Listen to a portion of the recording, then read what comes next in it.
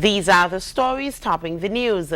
Political billboards lit and placed on the passenger bus. Prime Minister Anthony praises Martinique's use of renewable energy, and 15 people killed and 30 wounded in Baghdad bombings. Good afternoon and welcome to ZIZ Midday Newscast for Monday, 9th February 2015. I am JD Keynes. Now for a look at the news in detail.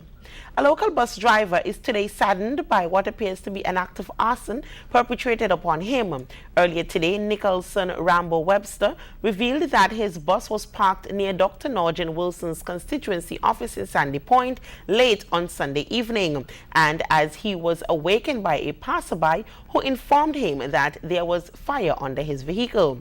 Webster, who voiced his concern during a morning radio program, called on residents of St. Kitts and Nevis, particularly Sandy Point, to desist from interfering with his property. Webster also stated that political billboards of Dr. Wilson, the St. Kitts Nevis Labour Party's candidate for that area, were seemingly lit and placed under his bus. ZIZ News will continue to update you on this story. In 1 week, residents and citizens of St. Kitts and Nevis will go to the polls to elect the government that will manage the Twin Island nation's affairs for the next 5 years. On January 27th, Prime Minister the Right Honorable Dr. Denzil Douglas announced that elections will be held on February 16th. Since that announcement, both the government and the opposition have been involved in a legal battle over electoral boundary changes. With a recent ruling of the Eastern Caribbean Court of Appeal that elections in St. Kitts and Nevis will be held on the newly revised electoral boundaries, all parties have intensified their campaigns. On St. Kitts, the ruling St. Kitts Nevis Labour Party will field 8 candidates: Honorable Dr. Earl Asim Martin in Constituency 1, Honorable Marcella Liebert in Constituency 2, Honorable Glenn Phillip and the Right Honorable Dr. Denzil Douglas in Constituencies 4 and 6 respectively, and Dr. Norjan Wilson in Constituency 5. Newcomers Conris Maynard, Dr. Vance Gilbert and Dr. Terence Drew will contest seats in Constituency 3, 7 and 8 respectively. The People's Action Movement PAM will field 6 candidates, with newcomers Ian Liebert, Jonelle Powell and Vernon Connor in constituencies 1, 2 and 6 respectively, Lindsay Grant in constituency 4, and the Honorable Sean Richards and the Honorable Eugene Hamilton in constituencies 5 and 8 respectively. The People's Labour Party will field 2 candidates, Honorable Sam Conder and Honorable Dr. Timothy Harris in constituencies 3 and 7 respectively. The National Integrity Party NIP withdrew its candidates late last week. On Nevis, the incumbent Concerned Citizens Movement will be represented by the Honorable Mark Brantley in constituency 9, the Honorable Vance Amory in constituency 10 and the Honorable Alexis Jeffers in constituency 11, while the Nevis Reformation Party has offered the Honorable Roberto Hector and Corey Tyson in constituencies 9 and 10 respectively, and the Honorable Patrice Nisbet in constituency 11. Former candidate for the Nevis Reformation Party NRP Hensley Daniel is of the view that the upcoming federal elections should be a clear victory for his colleague, the Honorable Roberto Hector.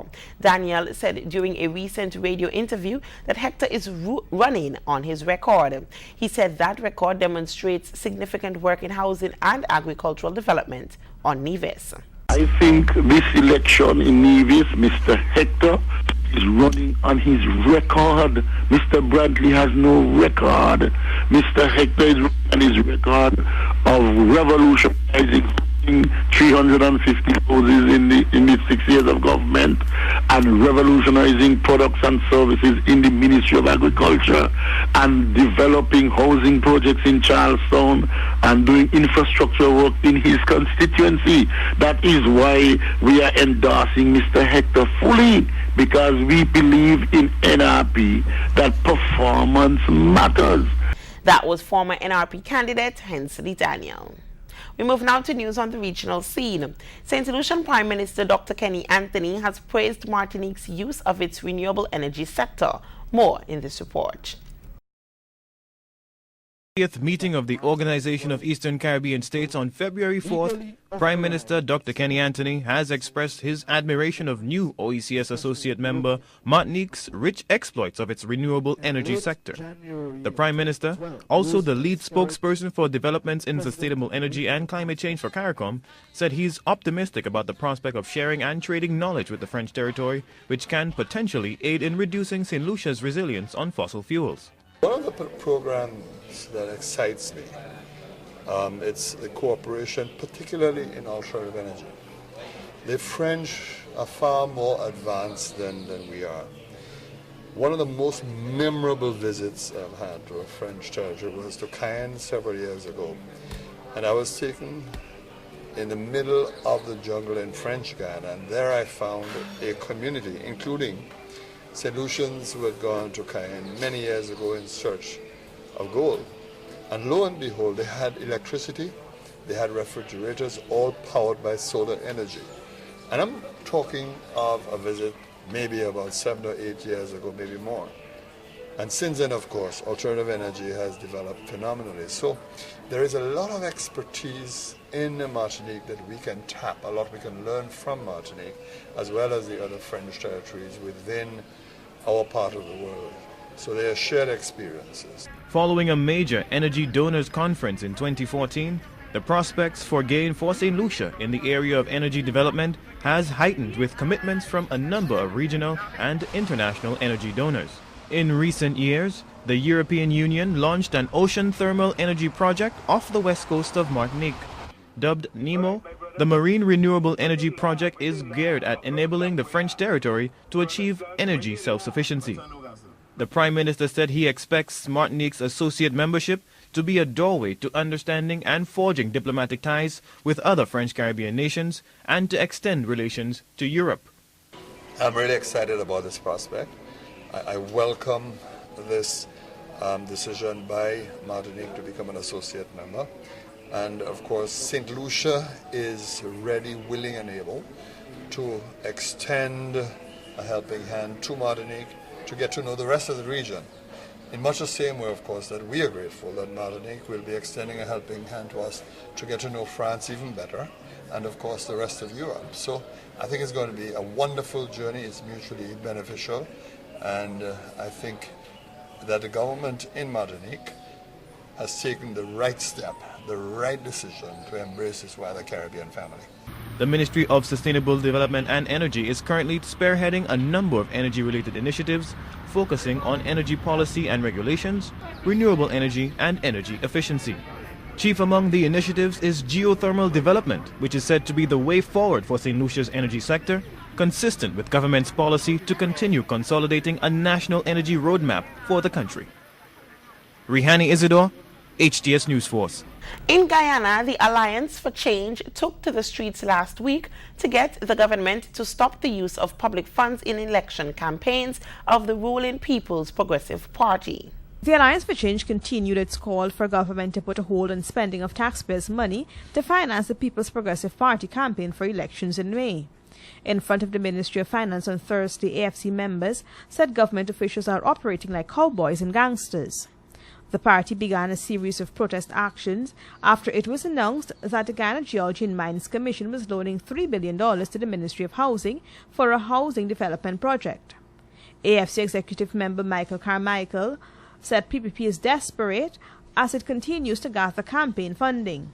We say clearly election is just but in 95 days, and all what they should do is wait for the election and decide it afterwards. But they wouldn't be in government, so they know they wouldn't be in government. So basically what they are doing is fighting by taking the people's money to hope to win the election, right? But what we are saying here clearly, they have to stop using the people's money to campaign. Let PPP find their own money, not use the money from Ministry of Finance to give away here and there. Leonard Craig said government officials are operating like cowboys. They walk in there, took out how much money they need, and said it's for a housing program. Now the government has no credible housing program.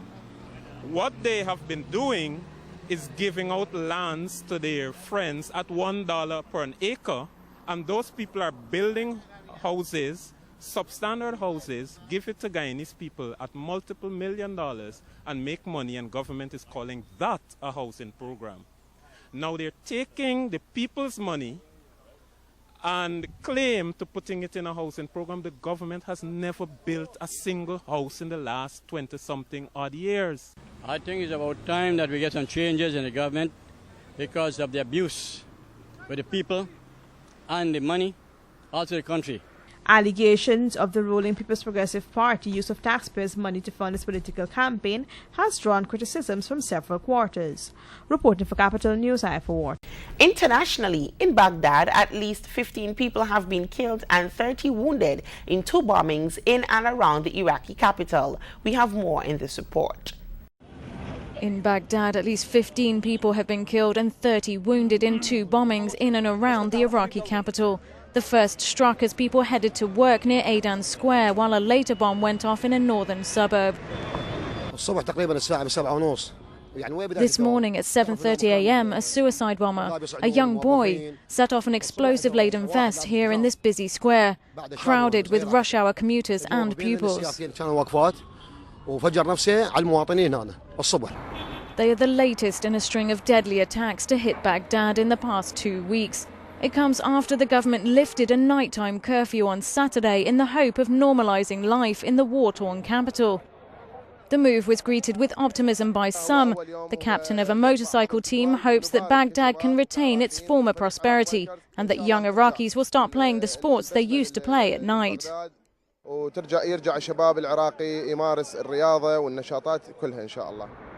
The Interior Ministry said it does not believe the latest attacks were linked to the lifting of the long-standing curfew. Austin, Texas police say an officer shot and killed an armed man early Sunday. The man, identified as 27-year-old Sawyer Flashy, was firing his weapon at a police helicopter. Authorities in Austin, Texas have identified the gunman who was shot dead after firing at a police helicopter. Police say neighbors in Austin called 911 on Saturday night to report that 27-year-old Sawyer Flatch was shooting out streetlights. A police helicopter was sent to investigate, and Flatch repeatedly fired at that, too. It's hard to understand what goes through people's minds when they start shooting at police helicopters and shooting in heavily populated neighborhoods like this. Police say Flatch fired at the chopper for about a half an hour, hitting an aircraft rotor blade at least once. A police officer on the ground shot and killed him. Authorities say they recovered pistols, rifles, and shotguns apparently belonging to the gunman. Fletch's family released a statement saying he was a loving father to 2 girls. Neighbors described him the same way. Yeah, we can't even believe it. I can't believe he's dead. The helicopter landed safely. Police are trying to determine a motive in the shooting. Sandy Kozel, The Associated Press. We turn now to the weather. Temperatures today will reach a high of 24 degrees Celsius. Today will continue to be partly sunny with a light passing shower or 2 possible.